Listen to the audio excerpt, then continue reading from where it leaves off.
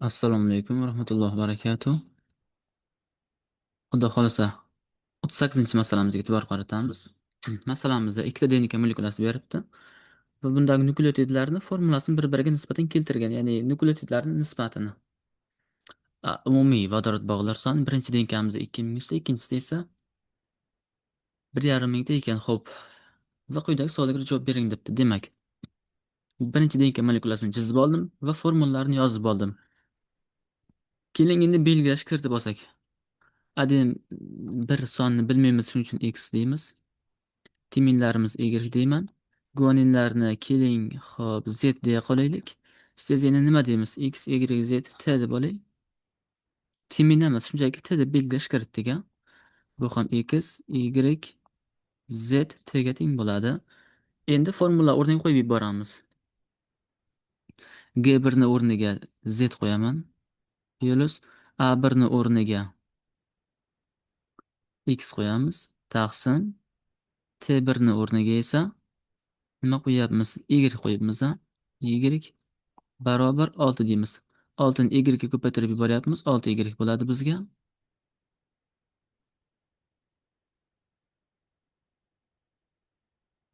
6y barobar deyapmiz. Z plus x ga teng dedik. Demak, 6y ni o'rniga z plus x ni qo'ysak bo'ladi yoki z plus x ni o'rniga 6y ni qo'ysak bo'ladi. Bu bitta tenglama bizda. Mana. Keyingi tenglamamiz endi.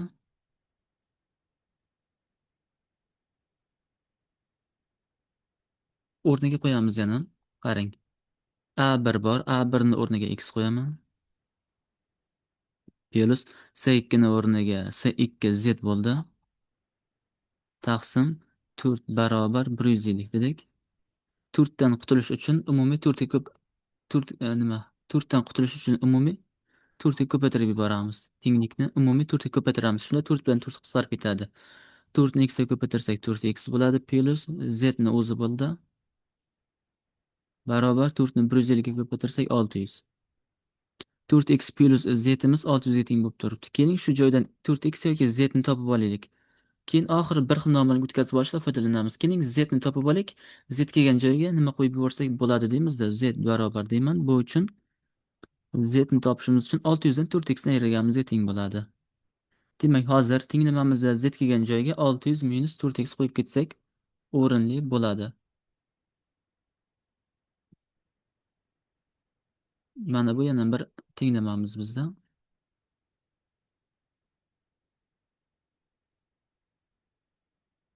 Navbatdagi tenglamamiz endi.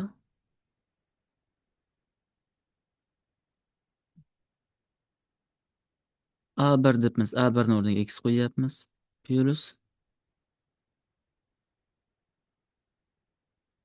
x plus G2 ni o'rniga t qo'ydik. Plusdan C2 ni o'rniga esa z qo'ydik. Taqsim A2 ni o'rniga biz y qo'ydik. Barobar 14. 14 y ga ko'payib ketadi. Maxraji ko'payib ketyapti. Shunda bizda nima bo'ladi? 14 y barobar x plus z plus t bo'lib qoldi. Ko'rdingizmi? Endi biz shu tenglamadagi x va z ni o'rniga yuqorida nimani qo'yib yuborsak bo'ladi? Yuqorida 6y bor edi. Yuqoridan shuni qo'yib yuboraman. Mana shu tenglamani olib qo'yaman. Bizda y 6y teng bo'lganda z plus x ga. Pastda ham z plus x turibdi. Demak, o'sha z plus x ni o'rniga 6y qo'yamiz. Tushunarli? Mana shu ikkalasini o'rniga 6y qo'yib yuboramiz. Yozaman.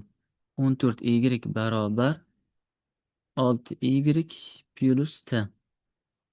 T ni topadigan bo'lsak, 14y dan 6 ta y ayrilib ketadi. 14 dan 6 olsak 8 qoladi bizga. T barobar 8y bo'ldi. Demak, t ni o'rniga 8y qo'ysak bo'lar ekan. Mana bu bitta tenglamamiz bo'ldi. Mana.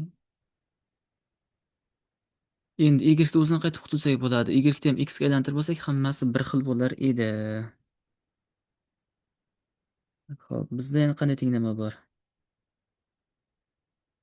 Qarang.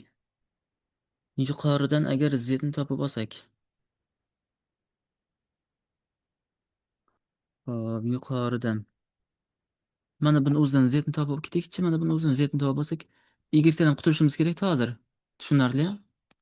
Mana shu joydan z ni o'zini topib olsak, nimaga teng bo'ladi bu? Z barobar bo'ladi 6y minus x bo'lib qoladi, to'g'rimi? Zimiz. Buni ham alohida to'rtta burchakka qo'yamiz.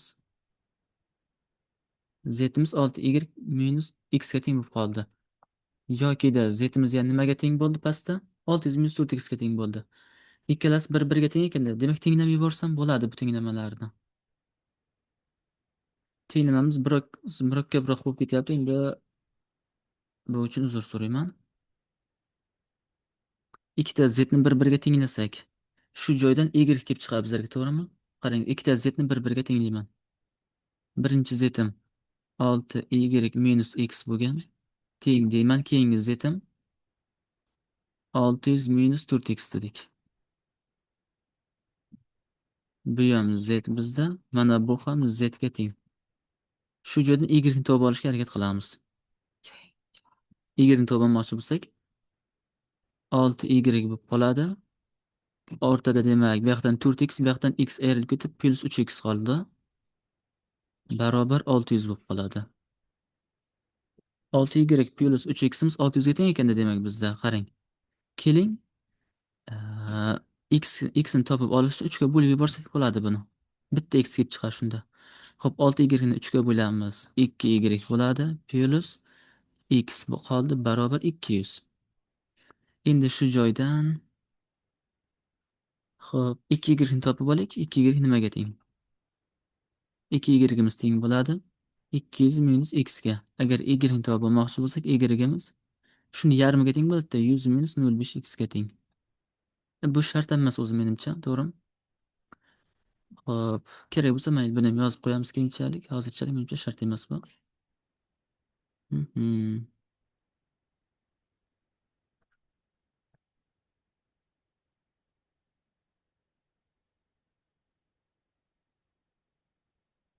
2y ni topib oldik biz. Xudo xolasa. 2y ni o'rniga necha qo'ysak bo'ladi? 200 minus x qo'yib ketsak bo'ladi. Tenglamamiz o'rinli bo'ladi. Xo'p, keyingisi. T ni topib oldik 8y ga tenglagini. 8y ga. Shu joydan yana nimadir qilsak bo'lmaydimi? T ni o'rniga 8y qo'yapmiz. Keling, mana shu 8y dan birdan x ga aylantirib ketdik-da. Ikkita y'imiz 200 minus x bo'lsa, 8 ta y'imiz topib olaman. 8 ta y'imiz qancha bo'ladi?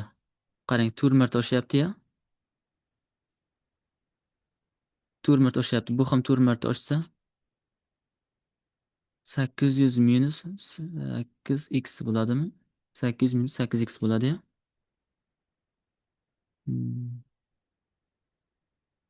Adashmadik-a. Xo'p, 4 marta oshyapti. 4 marta oshyapti. 4 marta oshsa 4x bo'lib qoladi-da bu. 4x. 2 dan 8 o'tgan vaqt 4 marta oshyapti. Hammasini 4 marta oshirdik. 4x bo'lib qoldi. Bu bitta tenglama bizda endi.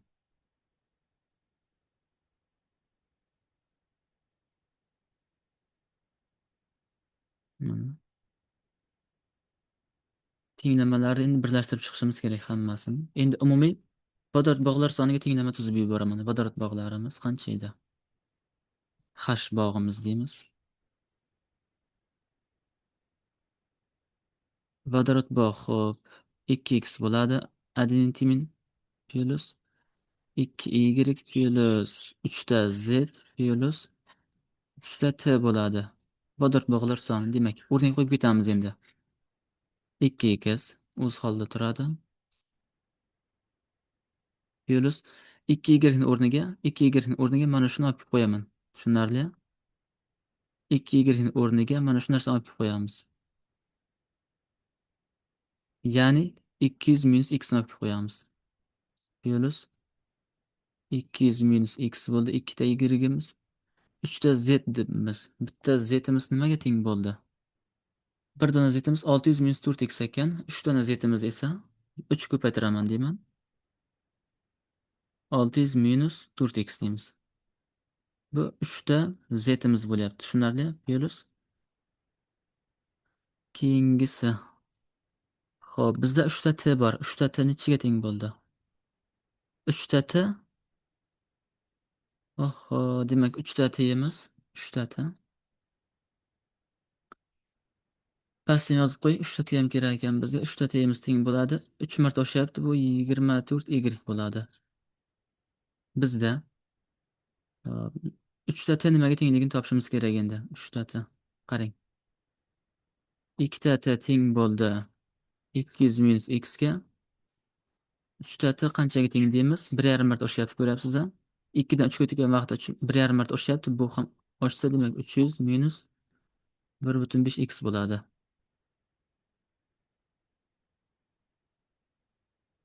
3ta t ni o'rniga shuni qo'yib yuboramiz endi.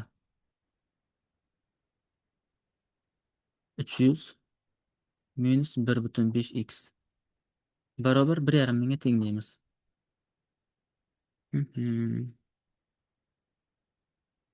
Tenglamamizni ishlab chiqadigan bo'lsak, tenglamani ishlaymiz endi. Hop. Birdan javobini yozib ketaman. Qancha bo'lyapti tenglamamiz? Birinchi tenglamamizda x 100 chiq ekan. Demak, y-imiz esa 50 chiqadi. Z.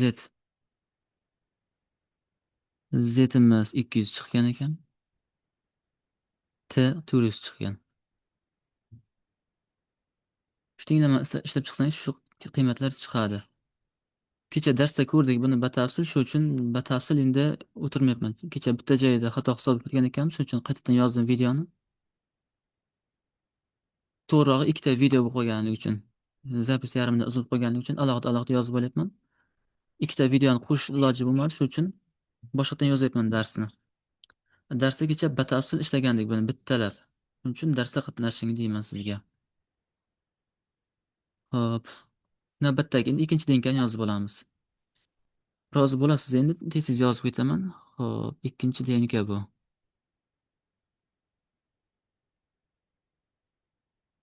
Ikkinchi denka molekulasini chizib olamiz.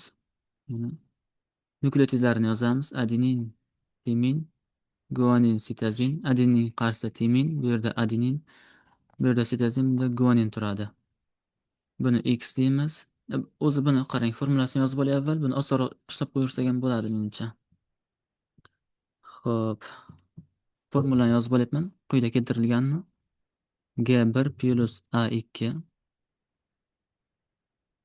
taqsim S1 barobar 2. Bu degani qarang. G1 bilan A2 ni yig'indisi S1 dan 2 marta ko'p ekanda. Yuqorida tenglamamizda ham o'zi shunday qilib ishlasak bo'laydi. Bir xil noma'lum qilib. Mana yuqoridagi tenglamamizda ham mana G1 bilan A1 T1 dan 6 marta ko'p ekan. G1 plus A1 ni 6x deb olsak, T1 ni x deb olib ishlasak ham bo'laydi. Lekin men 3 noma'lummi, 4 noma'lum qilib ketib qoldim. Osonroq usulda ishlasak ham bo'lar ekan endi. Qarang. Xo'p, G1 bilan A2 ni umumiy yig'indisini o'zini 2x deb olsam, alohida ranglarda yozaman. S1 ni x deb olaman. Mana bu birinchi zanjir bo'lgani uchun bularga 1 qo'yib chiqyapmiz.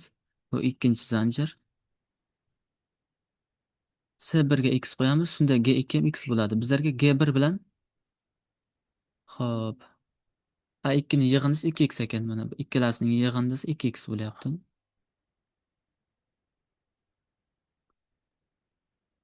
Xo'p, 2x bo'lyapti.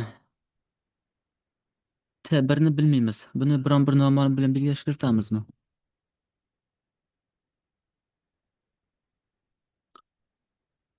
Xo'p. G1 va A2 bo'lyapti. G1 va A1 emas A2 ekan, mana bu yig'indimiz qarang.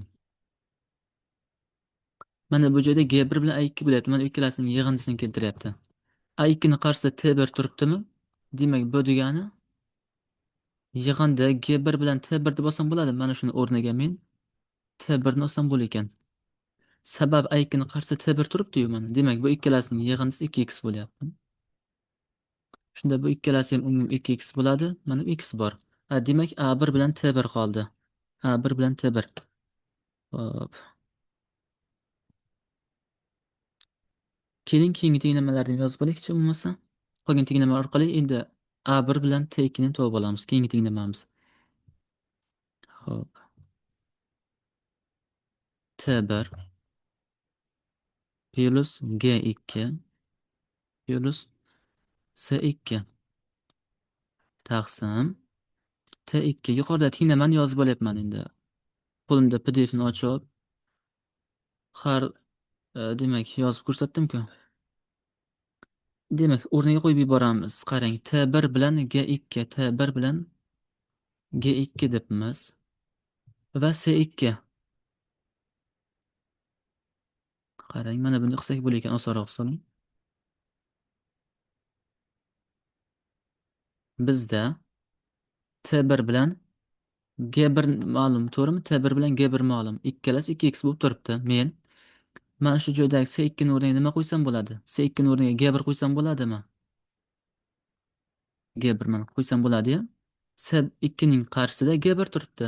Bizda T1 bilan G1 ning qiymati ma'lum edi. Mana shu ikkalasi umumiy ma'lum bizlarda. Qanchaga teng bo'lgan? 2x ga teng bo'lgan. G2 chi? G2 ham ma'lum x ga teng bo'lgan. Olib kelib qo'yaman G2 ni. Mana bu G2 bo'lyapti. Bu x ga teng. Yuqorini qo'shamiz. 2x ga x ni qo'shamiz. 3x bo'ladi. 3x taqsim T2 ma'lummi? T2 ni bilmaymiz. Keling buni y deb oling.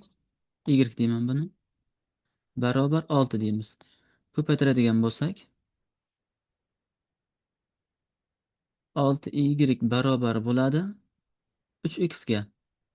Demak, 3 ta x'imiz 6 ta y ga teng ekan. Keling, bitta x'imiz nechta y ga tengligini topib olsak bo'ladimi? Yoki bitta y'imiz nechta x ga tengligini topib olaylik. Bir dona y'imizni nechta x ga tengligini topib shuni bo'lib yuboramiz 6 ga. Shunda y teng bo'lib qoladi 0,5x ga.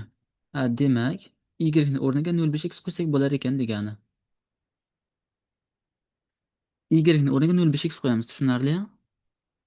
Y da bizlar teminni olgandik. Demak, teminimiz 0,5x ga teng ekan. Mana. O'zi yuqori 3x bo'ladi. 3x ni nechaga bo'lsam 6 kelib chiqadi desa, o'zi 0,5 bo'ladi. O'zi aniq bir narsa, o'zi oddiy narsa. Xo'p, 0,5x bo'lib turibdi bu. Ya'ni har qanday sonni o'zidan 2 marta kichik raqamga bo'lsangiz, har qanday sonni o'zidan 2 marta xo'p, katta raqamga bo'lsangiz demoqchidim. Katta raqamga bo'lsangiz, o'zi yarmi kelib chiqadi. Tushunarli mana. 6 ga bo'lganmiz, demak orada farq 2 marta bo'lyapti. Demak 0,5 bo'ladi shunda yarmi. 0,5. Xo'p, t ning qarshisi a deb turibdi, bu ham 0,5x ga teng bo'ladi. Xo'p, hozir katta-katta yozib ketyapman. Bu uchun albatta darsda qatnashishingiz kerak. Hozir agar nimanidir tushunmaydigan bo'lsangiz, o'zingizdan o'pkalang.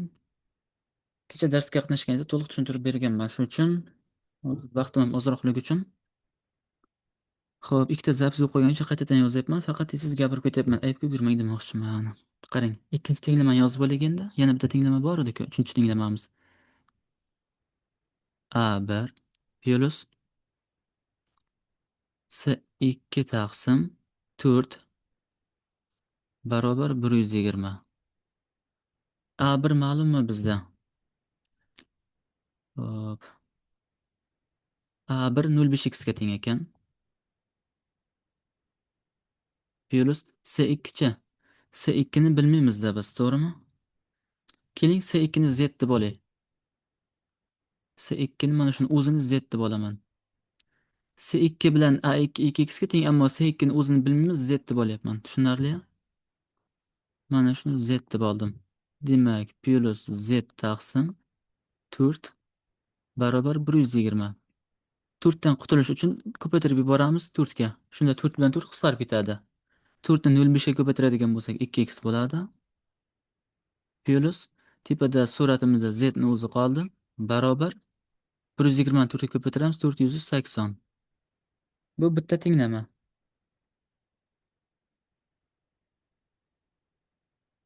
Ikkinchi tenglamamizni endi vodorod bog'lar soniga bog'lab olsak bo'ladimi? Vodorod bog'lar sonini topishimiz uchun nukleotidlarga qo'shib beraman guaninlar sonini. Nukleotidlarimizni qo'shamiz, qarang. Xo'p, bitta zanjirim 3,5x bo'lyapti. 3,5x umumiy 7x bo'ladi. Nukleotidlarimiz qo'shsangiz plus guaninlarimiz. Guanin sizning yig'indisiga teng, to'g'rimi? Xo'p, yoki guaninlar qo'shsangiz mana x bor, yuqorida z bor. Demak, guaninlarimiz x plus z ga teng. Bu vodorod bog'lar soni umumiy qancha bo'lishi kerak bu? 1500 edi. Mana bu x plus z guaninlar sonini beradi bizga, tushunarli?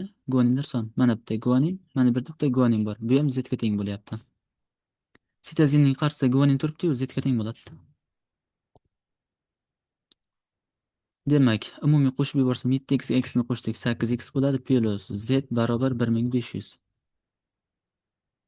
Va bitta tenglama. Endi ikkinchi tenglamamiz bilan birlashtiramiz shu ikkalasini. Ikkita tenglamani birlashtirib qo'yamiz, xudo xolasa. 2x plus z barobar 480. 8x plus z barobar 1,5 ming. Tenglamamizni ishlashimiz kerak. Endi men birdan javobni yozib ketaman. Kecha ishlagan edik. Hop. Birdan javobni yozib ketaman. Necha kelib chiqqan ekan javoblarimiz qani? Hop, ximiz 170 ekan.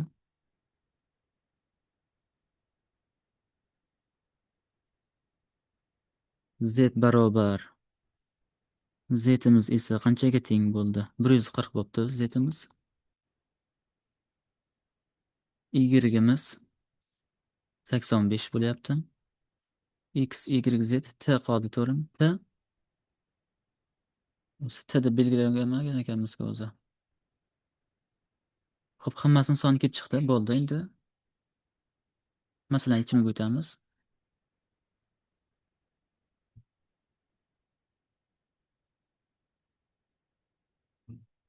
Yechim deb yozaman bu joydan. Nimani so'rayapti bizdan deymiz endi.